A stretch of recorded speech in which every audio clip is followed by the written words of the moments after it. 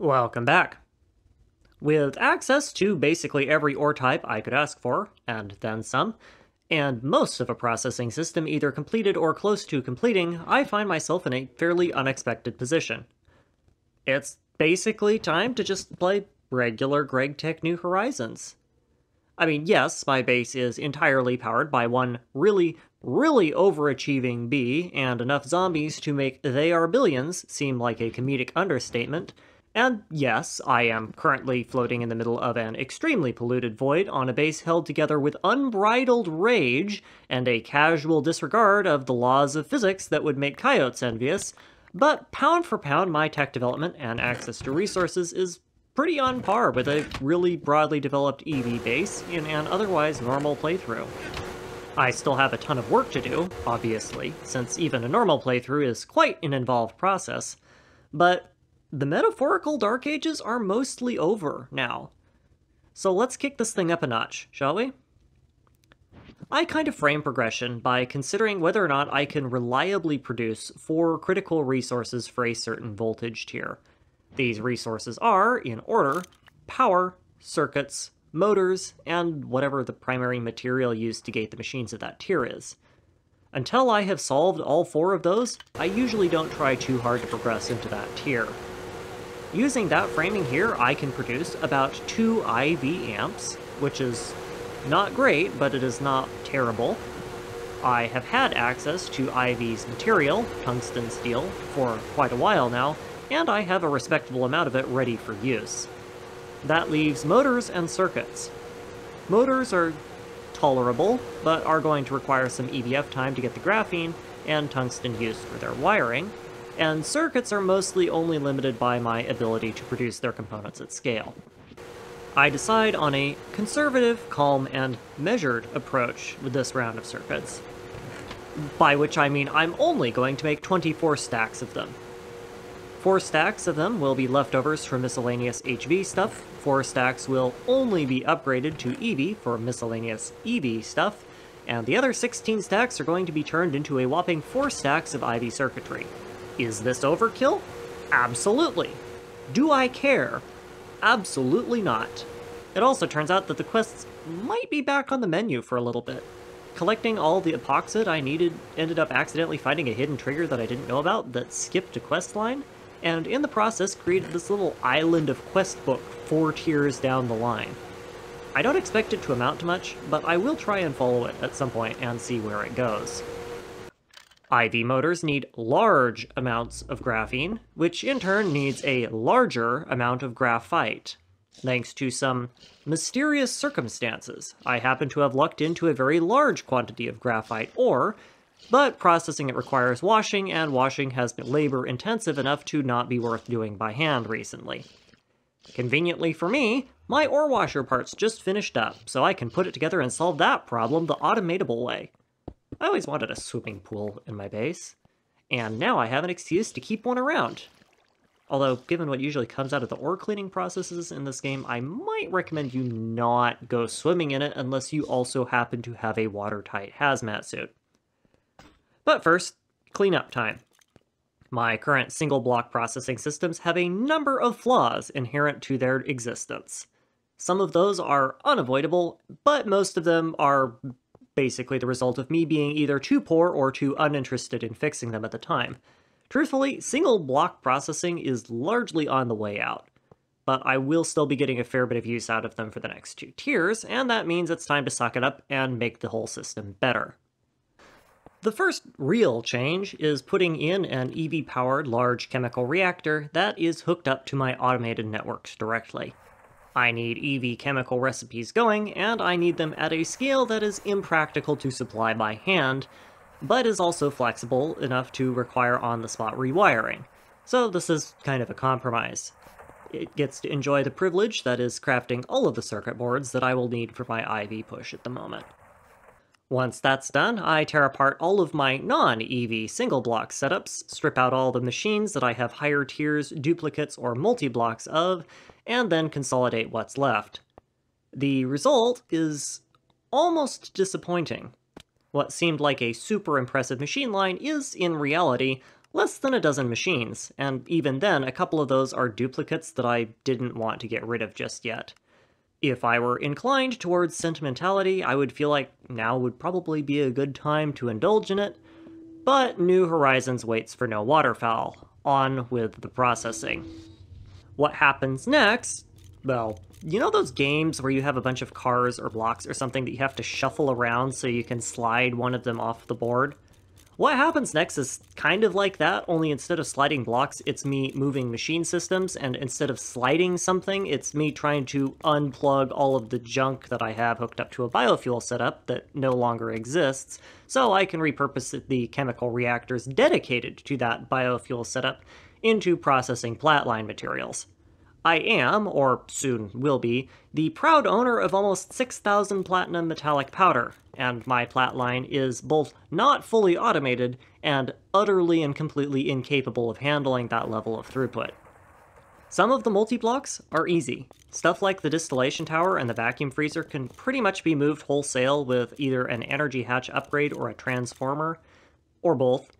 I also didn't even bother putting the pyrolyse oven back because it had its uses, but I really don't need more charcoal right now. In the meantime, I also get more parts going for my machines. Graphene needs graphite, wafers, and a fancy kind of glue, which is all pretty trivial to source for now. So I just get enough going to make enough graphene for a stack of IV motors and call it good. Don't worry, I will need more later on. Circuit boards need boards to put circuits on. And since my epoxid treatment step is done, I can re-automate my chemical reactor to produce those as well. Wow, is this thing convenient. Why didn't I make one of these things months ago? Oh, wait. Poverty. Poverty was why I didn't make one of these things months ago.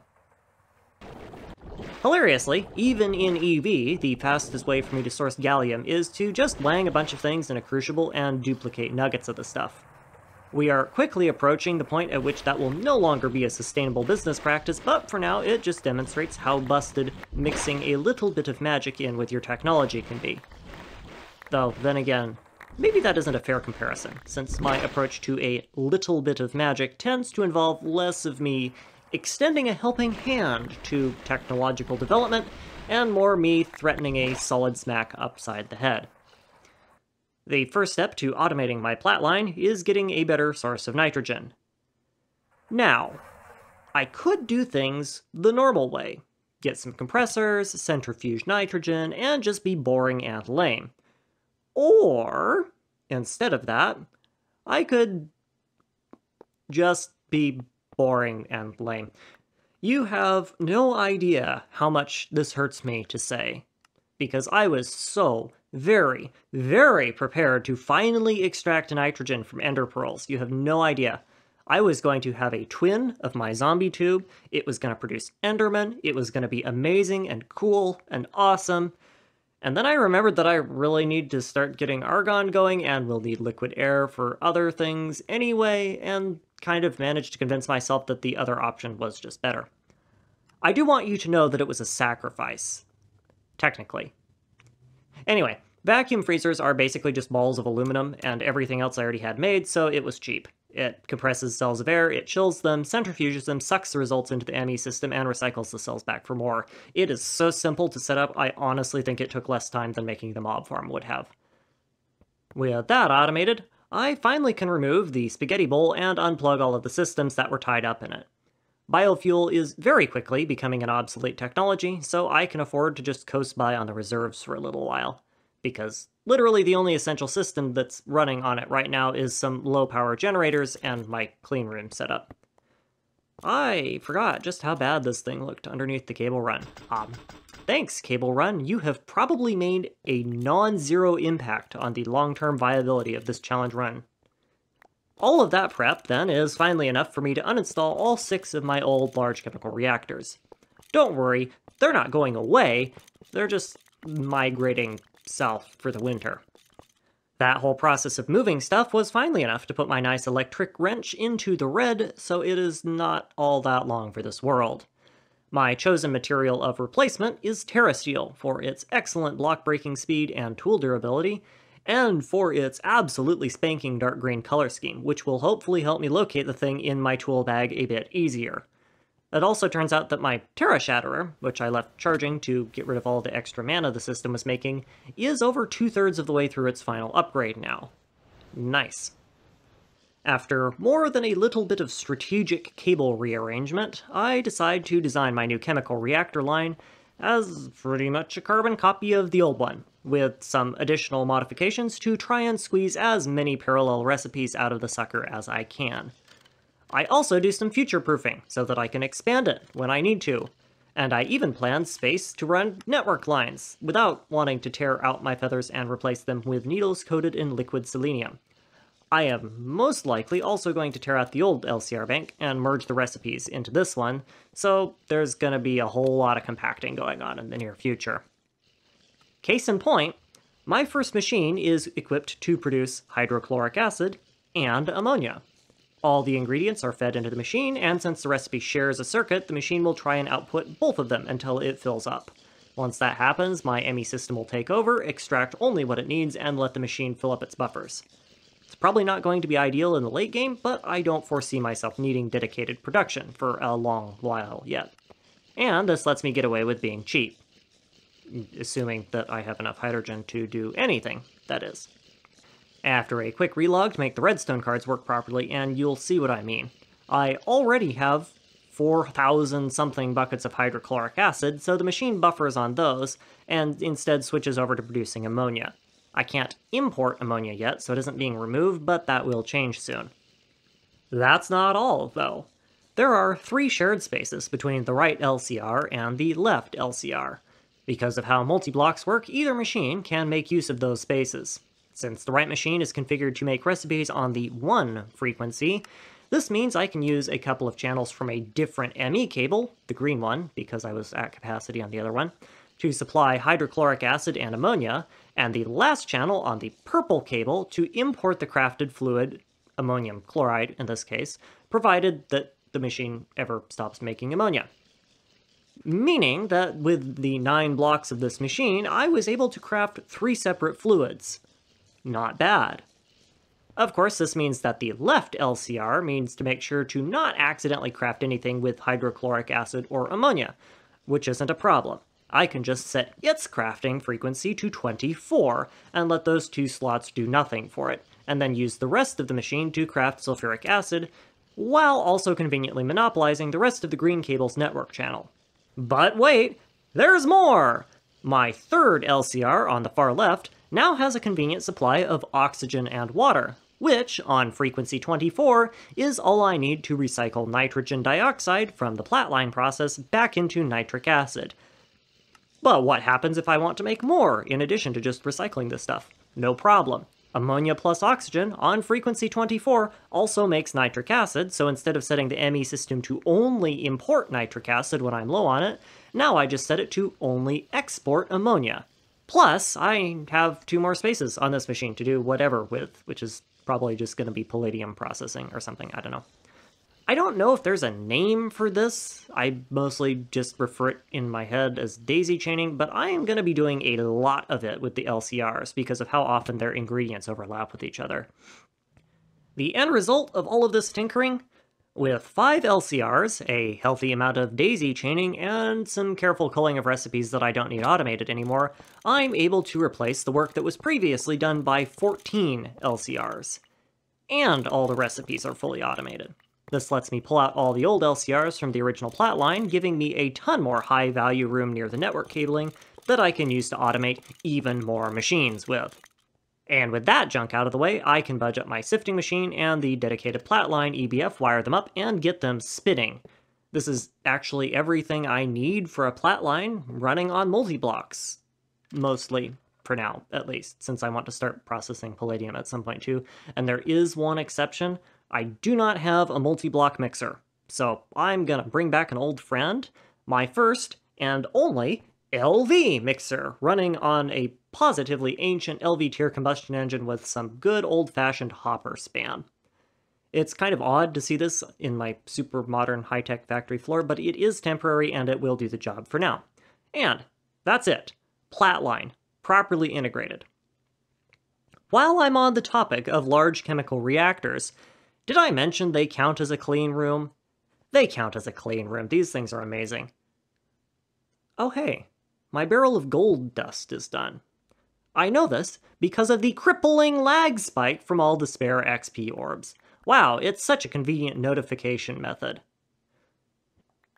Since the circuits are taking so long to produce, they have literally been running since the start of the episode and are not finished yet, I got bored and decided to start doing random stuff. My first project is making a second nuclear reactor. I don't really need a second nuclear reactor, to be clear. I just had a bunch of machines idling and nobody was steering the brain engine, so a random monkey hopped up, stole the wheel, and went ooga booga, two bigger than one, and it sort of happened. Either way, no complaints here. I'm probably going to start experimenting with actively cooled nuclear reactors designs in an episode or two, so having a spare one of these probably is not going to hurt. Circuits are still taking forever. Shockingly, I really don't think I'm supposed to be making 24 stacks of them, but that sounds like a sane person problem, so who cares? Either way, this means I'm bored. And I have free time. And when I get bored, and I have free time, weird things start happening. Which is why I ended up playing with enchantments in creative mode. You see, I have a problem. My problem is that I need me some Crimson Rights. I have reason to believe that once I get the Crimson Rights, I'll be able to get more of them, if I ever wanted them, that is, but I still need to get my first one in order to do anything, which is a problem, because the mobs that drop these do not spawn, period. So I'm gonna have to get creative. Clever. Hopefully I won't have to get creative, because that would be cheating. Hidden deep, deep in a Thumbcraft quest tab that is pretty much nobody bothers to look at, and I include myself in that assessment, is a focus that is so bad and so obnoxious to make that no one bothers to ever craft it. Meet the wand focus of 9 hells. It shoots fire bats at your enemies. The novelty of having a bat cannon is probably more valuable than its actual effect. Add on to the fact that it needs a firestone, which is kind of horribly obnoxious to get, and you have a quest for a focus nobody except a completionist would ever make. Except me. Because one of the quest rewards is 2 Crimson Cleric spawn eggs, and those happen to be a mob that drops the Crimson Rights. Crimson Clerics have a 2.5% chance of dropping the Crimson Rights, and I only get 2 spawn eggs from the quest.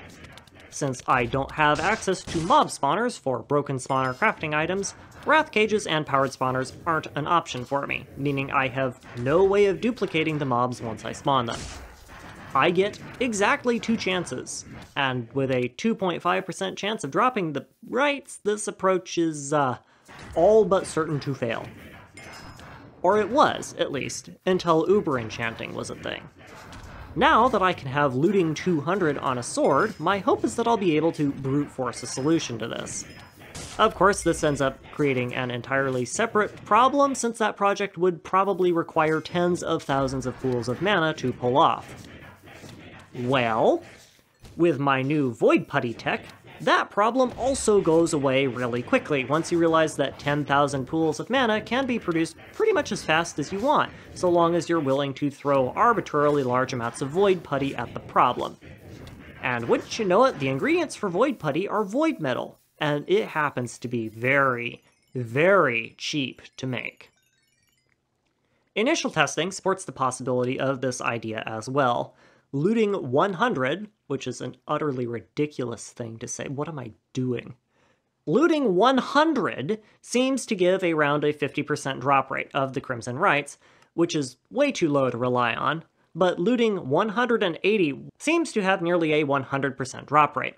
Cool. I can work with that. Internet? How many mana pools is that? Oh. Oh dear, that is not good at all. Something that should perhaps be more concerning than this realization is that with my current technology, I don't think that this is impossible to pull off. And I didn't even blink before starting to think about what would be involved in designing a system capable of uber enchanting to looting 180. I think, just maybe, that the Sapphire grind back in MV might have had some longer lasting effects than I realized, but For those who weren't paying attention to this rant, here is a simple 4-step plan of what is going to happen. Step 1. I need to, somehow, up my Goose Juice network capacity to 1.2 million in order to summon a meteor option with nether ores. Step 2. Using those ores, I need to figure out if I can progress through the rest of the Steam Age, all of LV, all of MV, most of HV, and about half of the Thaumcraft quests, so that I can get the crest reward for crafting the Focus of 9 Hells unlocked. Step 3, if I can get through those quest lines, I need to then make 17,000-ish ingots of void metal, create a new singularity, and then use those to mass fabricate all of the void putty.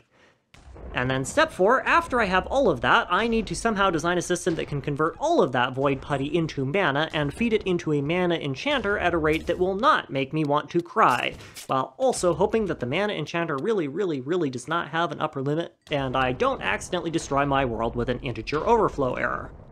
And at the end of all that, if everything goes well, I will have a looting 180 sword that I can use to kill a single mob to get a single item that I will right-click on exactly once and never use again. I love this mod pack. Step 1 is probably the easiest, and is something I want to do anyway. A tier 5 orb unlocks some very useful ore summoning rituals for me, completely irrespective of my need to request Steam Age questlines. The altar upgrade for it is trivial, and only requires 4 beacons and some more runes. The orb itself is a little trickier. Tier 5 orbs need rhodium-plated palladium and fiery steel. Rhodium-plated palladium, say that 5 times fast, is obnoxious, only because of its complicated processing requirements, but it is not particularly hard to get, especially considering I only need a few nuggets of the stuff. Fiery steel is a fair bit more problematic, but only insomuch as it requires I take a little trip back to the Twilight Forest and once again slaughter my way through a so-called Hollow Hill dungeon. They may have slightly overdone the hollow aspect and neglected the hill part. The mob I'm looking for is a fiery beetle, made obvious by the lovely orange color of its shell and the fact that it spews boiling hot lava from its face. Fortunately for me, this is not a particularly hard mob to grind out, as long as you're willing to do quite a lot of repair work whenever a creeper blows up in the very shoddily constructed mob farm, which happens pretty much constantly. So, new plan. Flailing around aimlessly with a sword was not terribly effective, so let's actually use the farm like a sane functional human being. Fire beetles are not super easy to filter out for, but I can at least blow out everything except fire beetles and spiders, so that helps things along immensely. And keeps me from having to patch holes in the farm every time I attempt to do literally anything within 24 blocks of it. Amazingly, using an intelligently designed mob filtration system does prove to be beneficial, and I have my fiery steel in short order.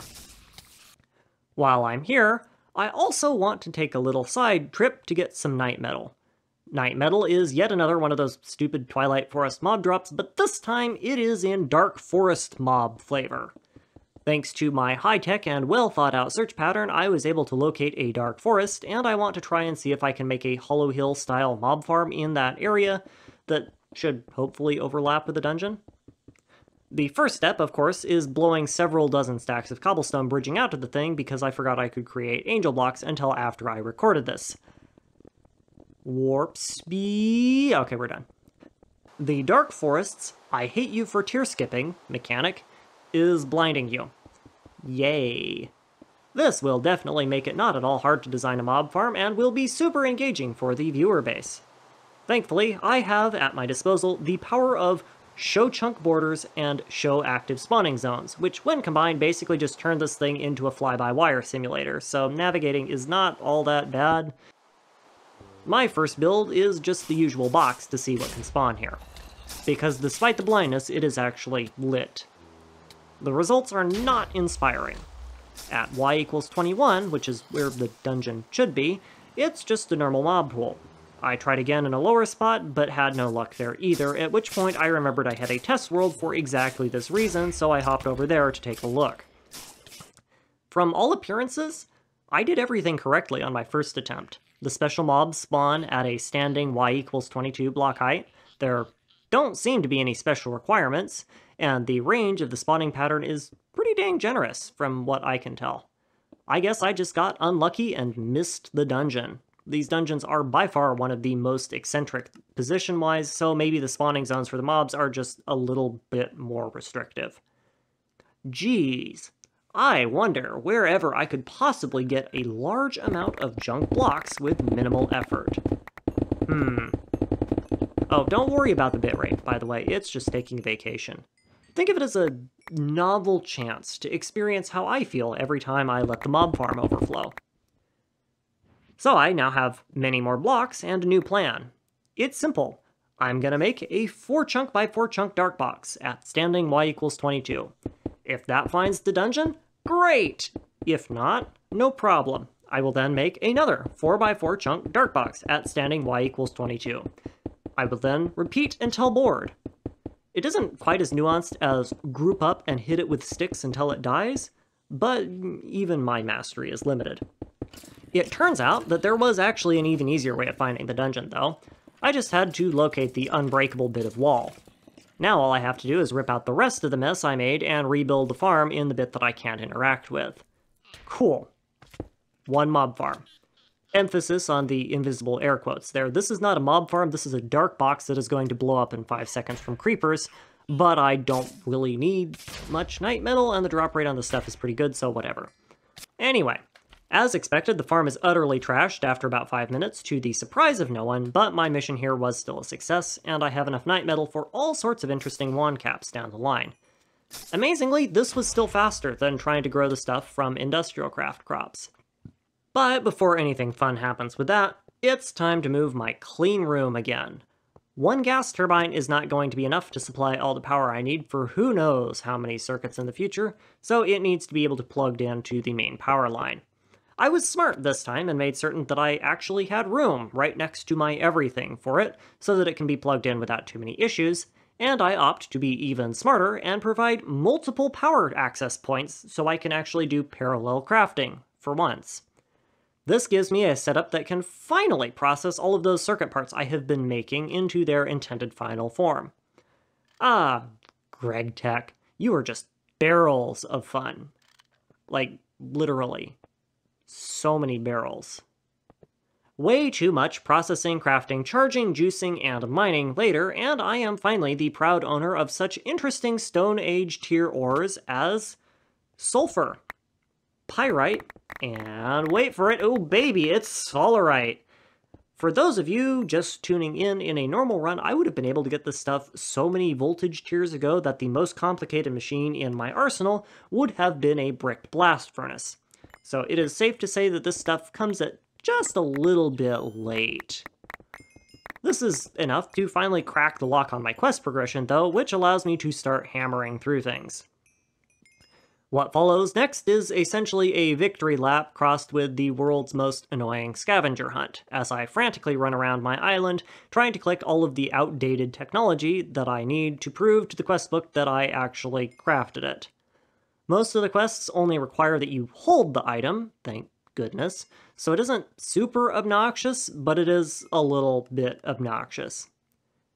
It is especially obnoxious when it comes to one of my Thaumcraft questlines, because that questline requires me to summon another meteor, this time full of Thaumcraft theme ores that I've already found a way around literally 10 episodes ago.